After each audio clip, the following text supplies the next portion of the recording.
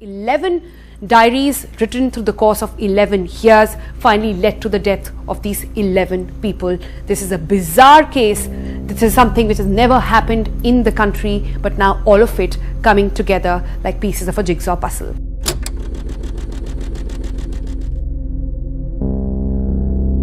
The State Department has evacuated several American staffers from a consulate in China after they came down with a mysterious illness. We've now seen this type of attack in two places, Cuba and now China. Do U.S. officials believe these are linked and being done with malicious intent? Well, listen, you can't rule out that they are linked, given that you had the incidents in Cuba and now what's happening in China. Too much of a coincidence that this would just be something that was happening by accident. And so investigators haven't told us much about what they found. Things got complicated here in April when the Canadian government also pulled the families of their diplomatic staff after Canadian medical specialists think they found a new type of a possible acquired brain injury, something they say is even new to science. In China, those who live near the American workers find it really odd.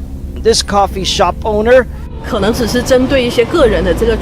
it could be something to do with a person's conditions and wonders why anyone else didn't hear it. Their symptoms include headaches, hearing loss, and cognitive issues. They are similar to those experienced by American diplomats in Cuba in 2016.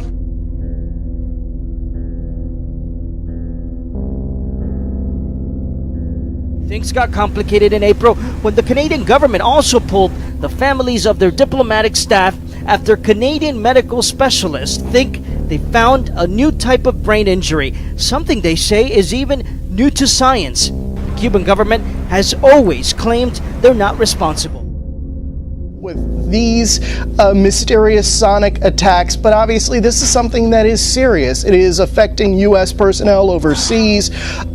Could it be some sort of malicious attack? Who's behind it? You know, this is serious, and especially as these cases continue to grow. Deepening mystery. Jeff Pegues in Washington.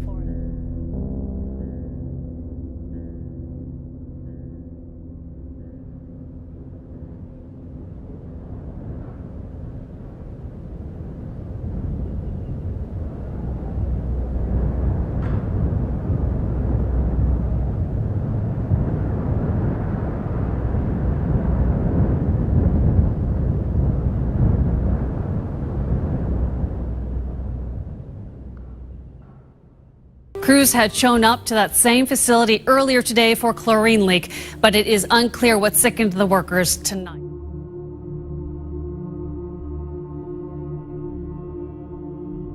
The only evidence of yesterday's hazmat situations, a pile of used protective suits left out in the parking lot. Last night's situation was actually two different events.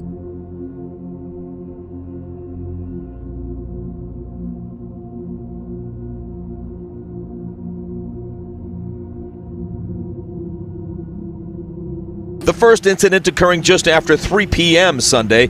Chlorine was leaking from a valve in a closed room, a situation that could have been toxic. Chlorine's very dangerous. It was used in World War I as a gas to attack. It wasn't until close to 2:30 this morning that response teams finally wrapped up their investigation of the second incident, when at around 9 p.m. a second shift of employees felt sick.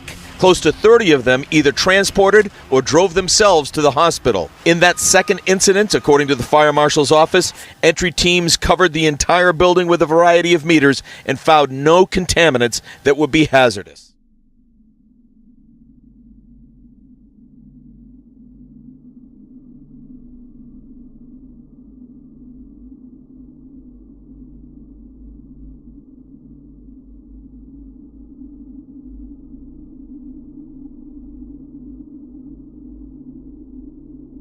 There seemed to be a panic in the building, and they all made an exit through this side of the building, and they all exited it rapidly, which caused a mass hysteria, in my belief that a lot of people got very upset and very excited. Now, this company makes parts for e-cigarettes, and as far as all those folks that went to the hospital, we're told everybody was treated and released. There was one person who suffered a stroke here, make that a seizure, a woman. We don't know whether it was connected to yesterday's events. We're live in Salem this noon. Doug Meehan, WCVB.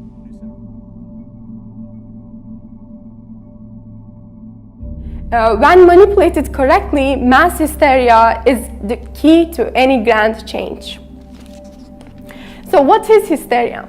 The American Heritage Statement's medical dictionary defines hysteria as spontaneous, en masse development of identical emotional symptoms among a group of individuals. Now, the reason why hysteria is so compelling is because it unites people around a cause. People search for meaning, for a reason to exist. I'm sure all of you are going through the same things, even if so many time has passed. And hysteria gives people that reason. The mysterious death of 11 persons from one family. Now the focus of the investigation is on notes found in the house. In a shocking incident, 11 members of family were found dead under mysterious circumstances in their home in Indian capital of New Delhi. The police said during the search of the house, certain handwritten notes have been found which point towards observance of some definite mystical practice by the whole family.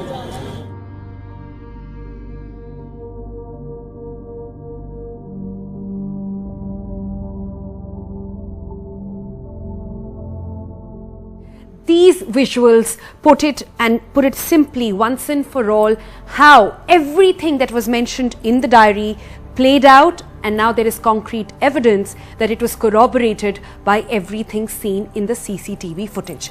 Now what you see on your screen right now is two women walking in with a stack of stools. Amongst them, this woman that you see is the elder daughter-in-law of the family. She takes it and walks up to her house at simply no pressure, but just with the help. She went to a neighbor, brought these stools and took it up. Now why is this important? Because in the diary, the last noting of the diary, it is mentioned very clearly. This noting comes in on the 30th of June 2018.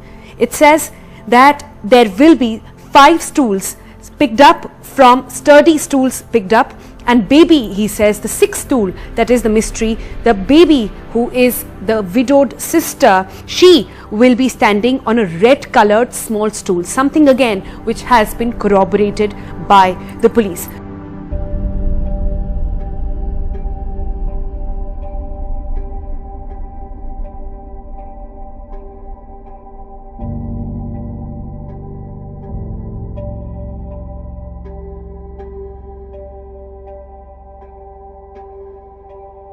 The other thing that was mentioned in the diary was the timing. It was said that Shanivar or Ravivar ki raat, that means in the intervening night of Saturday and Sunday is when this will happen. That has also been put on record. All of this again corroborated by that uncensored footage that I have seen that the police has, but it's just too gruesome to put it out for viewers right now. This is a bizarre case. This is something which has never happened in the country, but now all of it coming together like pieces of a jigsaw puzzle.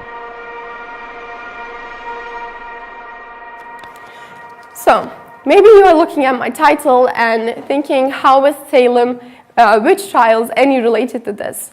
Well, let's go across the Atlantic Ocean and move 400 years back.